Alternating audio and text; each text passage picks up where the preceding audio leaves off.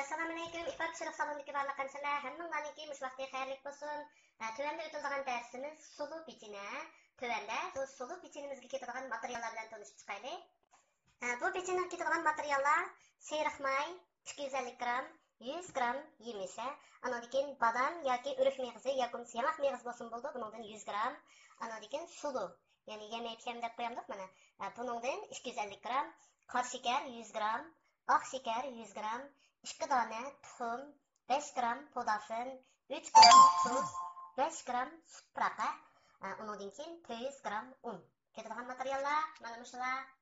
Endi bu pechenimizning ishlash bosqichiga kelsak, biz eng avval quruq javurga yoki bo'lmasa ko'ptirish apparatiga bu seriq mayimizni, andan keyin oq shakar, qor shakar qatorliq materiallarimizni to'kib, buning ustiga bu 2 dona tuxumni to'kib, buni undan mushu shakarlarimiz erg'icha holatda ko'ptirib olamiz, elashtirib. Qo'limiz bilan qilsak ham bo'ldi, ko'ptirish apparati bilan qilsak ham bo'ldi. Biz buni ko'ptirib bo'g'icha orliqda bu yemish bilan meyvə tipidagi narsalarimizni aralashtirib buni ushshaqlab olamiz, parchalab to'g'ri tayyor qilib olamiz. Mani bo'lsa, undan ko'ptirib shakarlar ezilgicha holatda, ergicha holatda buni ko'ptirib tayyor qilamiz. Mana bu tuxum, qor shakar, oq shakar, seriq may qatorliq materiallarni aralashtirib, mana shakar erigicha buni bir qur elashtirib ko'ptirib oldik. Endi biz buning ustiga bu yemişə uşaqraq to'g'rab tayyor qildik. Endi yemişinglar tayyorlagan yemişinglar kichik yemish bo'lsa, ushaq yemish bo'lsa, bevas saliversanlar bo'lar. Yo'g'aroq bo'lsa, sal endi o'tirdan to'g'rab parchalab etisizlar. Andan keyin bu o'rik meğizi yoki bo'lmasa yamoq meğizi qatorliq materiallarni bir qur ezib etisizlar. Endi biz buni bu tayyorlagan seriq maylarimizning ustiga to'kamiz.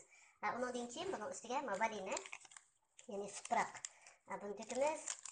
Ondan keyin buning tepiga mana bu suvi, buni to'kamiz. Bularni bir qor undan aralashtiramiz. Mana sulu, yemish, anadagi o'rik meğizi qatorliq materiallarimizni selib undan aralashtirib oldik. Endi biz bu unni solamiz. Unni selishdan burun buning unning ustiga bu podafin bilan tuzni to'kib olamiz. To'kib buni bir qor aralashtirib etib, bu unimizni bir xil to'kmaymiz. Az-azdan to'kib turib, mushuni bunday pomlasak, pomlanmadak holatga kelguncha un sepib turib ximir tayyorlaymiz. Mana unimizni to'kib oldik. Hammani to'kmadik, yana ma'lum nisbat etib qoldik. Buni qo'limiz bilan aralashtirib turib ximir tayyorlaymiz. Mana bu xemirimizni yo'g'irib tayyor qildik. Mana ko'ringlar, bir xil ugrishchan holatda xemir bo'ldi bu.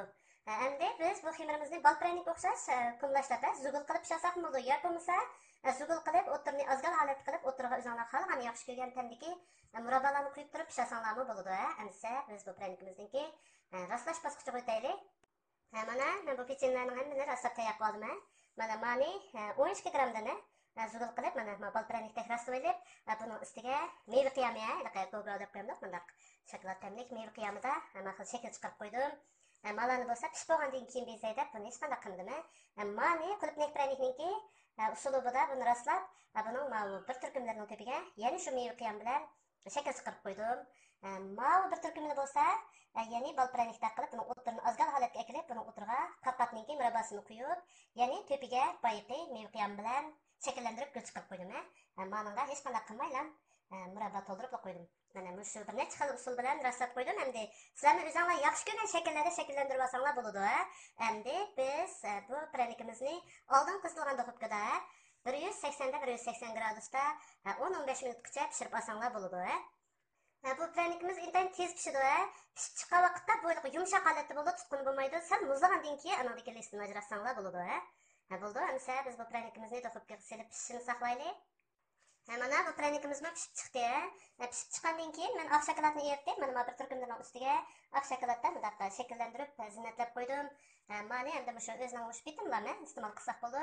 Endi mana bu sidam holatda pishirganimizni bo'lsa, buning uchini erisqi tekizib, yoki bo'lmasa ko'kis talqini, yoki bo'lmasa har xil me'g'izlarning ugundisiga yopishtirsak bo'ladi. Mana ko'ringlar, mana shakldagisining cho'rsiga hech qanday qilmagan, buningga oq shokoladda gul chiqarib shakllantirib qo'ydim.